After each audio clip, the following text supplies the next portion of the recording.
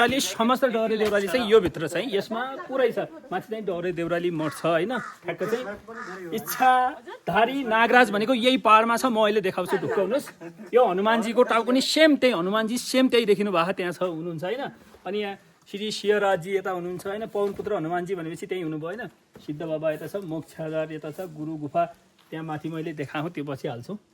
शिवालय मन्दिर अग्नि खण्ड भनेको अखण्ड अग्नि खण्ड भनेको यो चाहिँ अखण्ड अग्नि खण्ड हो यो चाहिँ शिवालय मन्दिर भयो हैन अब म देखाउँछु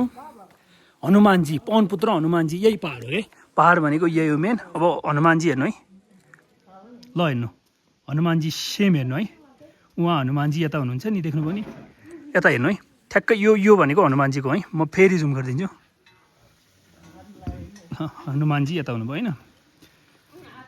ल हेर्नु गणेशजी हेर्नु तपाईँ गणेशजीको ऊ हेर्नु मुख हेर्नु